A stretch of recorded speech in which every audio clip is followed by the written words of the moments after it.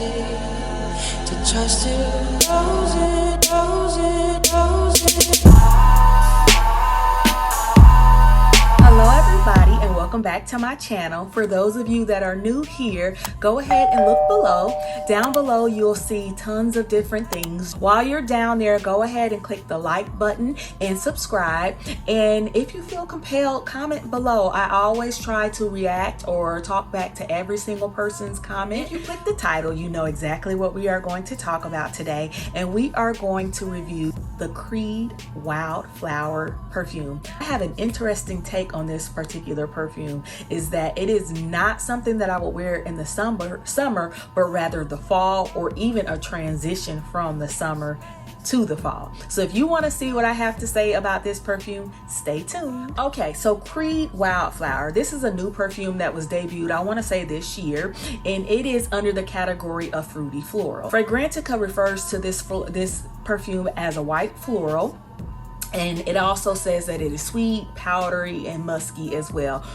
I want to say, just looking at the full bottle of this, it is an absolutely beautiful perfume bottle. It is something that I will feel very proud to have on my collection shelf, as well as to just display it, because it is just so pretty. It has like this light peach colored juice to it, and when I just look at the bottle, I just see something that the fragrance doesn't necessarily give me, but it just looks very feminine, and I'm actually glad to see it. When I saw ads for this, one of the things that I noticed was that it actually was geared towards women, and I'm noticing that with the current trend of perfumes, that things are kind of being more so made for athleisure purposes, or like to be able to go from the gym to work, or work from home, or just more laid back and casual perfumes. I was elated to see a perfume actually being marketed as a feminine scent. It's not to say that I couldn't appreciate this on a man, which I could, but I was just kind of happy to see that. So to get into the notes, and I'll put a picture of the notes above, but Fragrantica says that it has notes of jasmine, peach, as well as orange blossom in the top notes, as jasmine sambac, as well as rose and tuberose in the mid notes. On the base notes, or the dry down, there's some musk, there's praline, there's iris, vanilla, as well as sandalwood, I believe. When I spray this, the first thing that I get is that jasmine and then the tuberose, and those two together are very loud white florals. Not loud in a bad way, because I've smelled tuberose to be even louder, but tuberose is one of those flowers that just kind of like to scream out at you and just tell you like, hey, I'm here, I am the life of the party, everybody notice me. And for this perfume, I get the tuberose from the beginning all the way to the end. I just get a little bit of the peach trying to come through, but again, tuberose is like so loud that it just want to tell everybody that it's there, and the peach is kind of like subdued in the background. When it dries down a little bit, that jasmine sambac is there, and then I get a little bit of that rose, and again, that tuberose is still there. On the dry down, I get that orange blossom, and then I get some sandalwood. I don't get a lot of iris. Iris is one of those notes that make things come out a little bit clearer and a little bit soft, and sometimes it can come off as very airy and almost soap-like on my skin. Sandalwood is a grounding type of scent. You always tend to see sandalwood on the base note, but the sandalwood here just kind of keeps it grounded and not from being a strict floral. It also says that it has some praline to it. I don't get a lot of praline in this fragrance, so I'm not sure exactly what they mean by the praline, but it is sweet.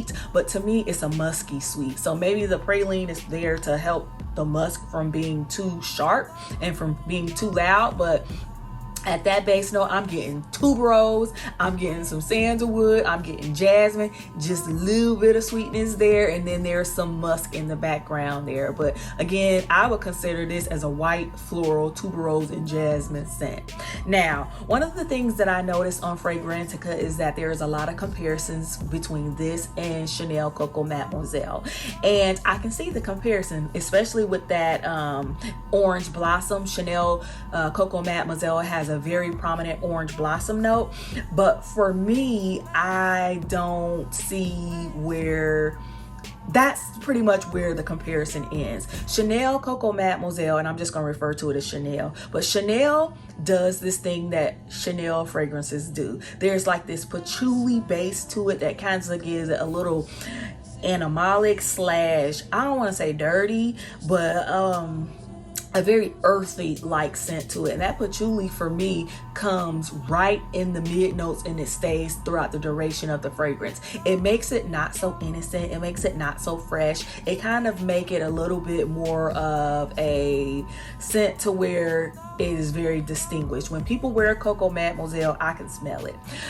This doesn't have that patchouli essence to it, so it's a little bit more put together, a little bit more pristine than Chanel Coco Mademoiselle. That's not to say that Chanel is not put together, because it is. Other thing is that Creed marketed this for a summer slash spring scent, and I don't see it that way. And the reason why I don't see it that way is because the sandalwood makes the scent a little bit more warmer than I would anticipate on my skin.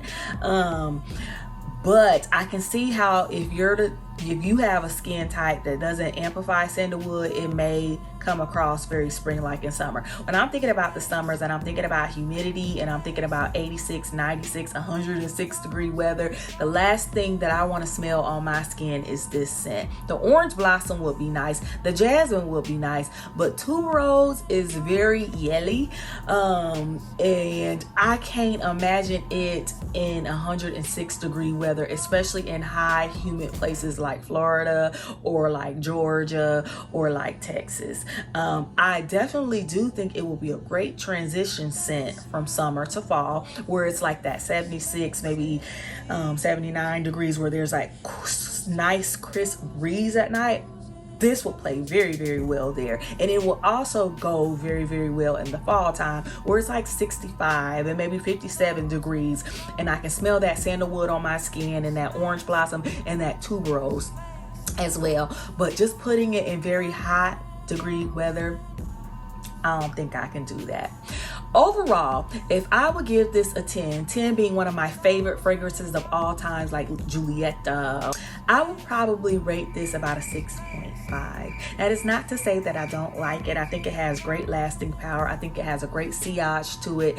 And I also believe that it is very well blended and very well made. It's not its fault that the tuberose screams on my skin. It's my skin's fault. The reason why I give it a 6.5 though is, one, I wanted something that was a little bit more pristine, a little bit more clean for the fall or for the spring and the summer. And then secondly, there's a little bit of too much comparison of Chanel Coco Mademoiselle.